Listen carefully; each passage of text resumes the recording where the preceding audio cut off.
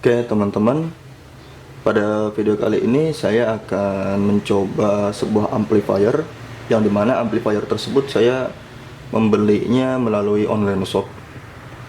Oke, sebelum kita menguji amplifiernya, saya akan kalibrasi dulu, dimana di sini saya mengatur sebuah frekuensi sebesar 1000 Hz atau 1 kHz. Kelihatan ya teman-teman ya. Saya zoom dulu coba. Nah, jadi saya mengatur frekuensinya itu sebesar 1000 Hz. Oke.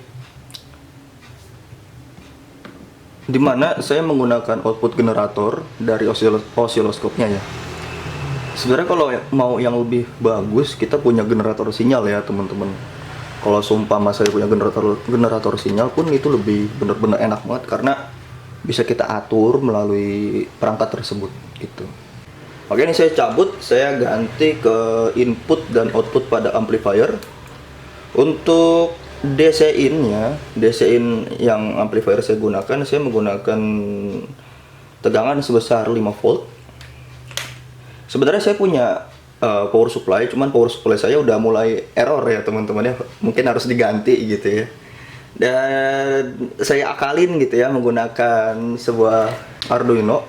Kan kalau di Arduino ada keluaran 5 volt ya teman-teman. Jadi saya memanfaatkan 5 volt di Arduino tersebut. Saya zoom out dulu. Saya menggunakan amplifier ini, amplifier dari Rajaduino Bekasi. Dia menggunakan LM386 PCB revision 1.1. Mantap.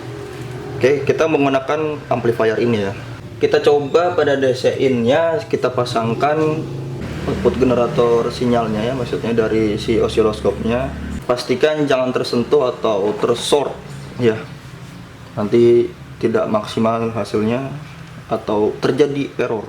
Jadi yang sebelumnya frekuensinya itu adalah 1 kHz atau 1000 Hz, ini bisa kita kali 2 menggunakan amplifier tersebut ya. Jadi 1 kHz menjadi 2 kHz. Mantap. Nah, di sini ada sebuah resistor variabel ya, katakanlah seperti itu. Jadi misalkan input kita itu adalah 1 kHz, maka kalau kita maksimalin menjadi 2 kHz, itu 2 kalinya gitu. Atau misalnya kita input si frekuensinya itu misalkan 100 Hz, berarti kali 2 nya ya, kalau kita mentokin gitu paling full pada amplifiernya berarti menjadi 200 Hz. Atau misalnya kita inputnya itu 500 Hz, kita mentokin nih berarti jadi 100 Hz gitu ya teman-teman. Untuk VRMS-nya itu sebesar 1,52, VPP-nya 4, sekian ya, berubah-ubah ya, tidak tetap. Misal kita mau lihat di sini,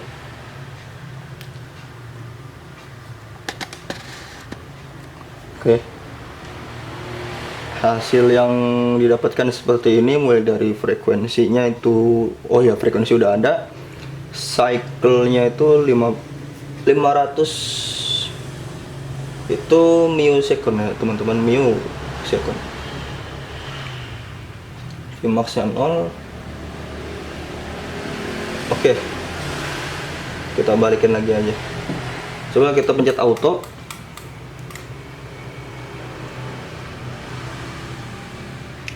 Auto cuman beda di skala yang pengen kita atur aja sih, sebenarnya sama aja gitu ya teman-teman ya. Oke, jadi amplifier ini tuh bisa mengkalikan 2 ya teman-teman.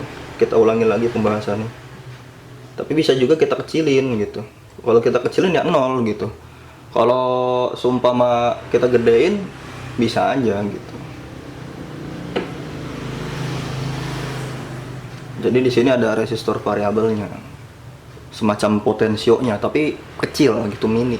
Tapi yang lebih tepatnya trimpot ya teman-teman, karena saya kebiasaan pakai potensio ya. Jadi sebenarnya trimpot sama potensio itu apa ya, hampir sama, cuman kalau misalkan ada di skematik atau sebuah apa ya, ya skematik gitu ya, itu simbolnya beda teman-teman.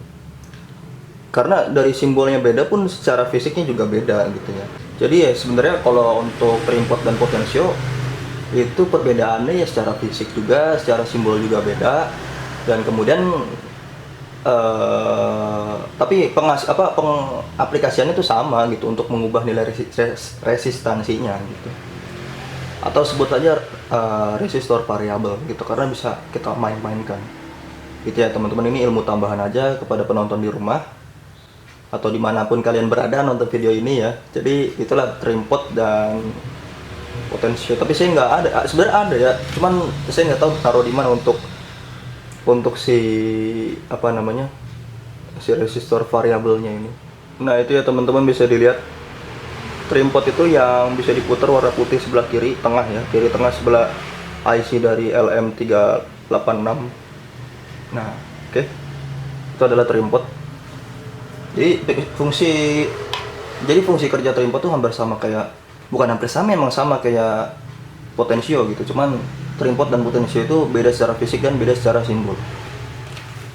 Oke, jadi kesimpulannya adalah amplifier dapat memperkuat sinyal listrik, udah pasti, karena emang konsep dari amplifier adalah memperkuat si sinyal inputnya gitu ya. Jadi sinyal inputnya diproses menjadi kuat, menjadi bagus gitu kan, kemudian dihasilkan melalui si outputnya gitu. Jadi outputnya itu berupa sinyal yang sudah diproses gitu.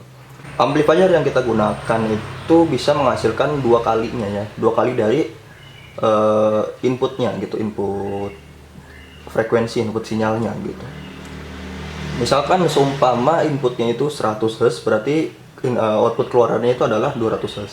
Misalkan input masukannya itu adalah 50 Hz, berarti keluarannya menjadi 100 Hz. Nah, di sini saya men-set input frekuensinya itu sebesar 1 kHz atau 1000 Hz, maka output keluarannya menjadi 2 kHz. Itu maksudnya itu dalam posisi puncak, posisi maksimal gitu ya teman-teman. Kita mentokin tuh si potensi atau trimpotnya itu. Oke teman-teman, kurang lebihnya mohon maaf ya pada video kali ini. Apabila banyak kesalahan kata atau kata-kata yang terlalu membazir ya ketika saya menjelaskan nih, saya mohon maaf. Saya akan terus melatih cara bicara saya, cara menjelaskan saya juga. Oke, terima kasih yang sudah menonton video kali ini.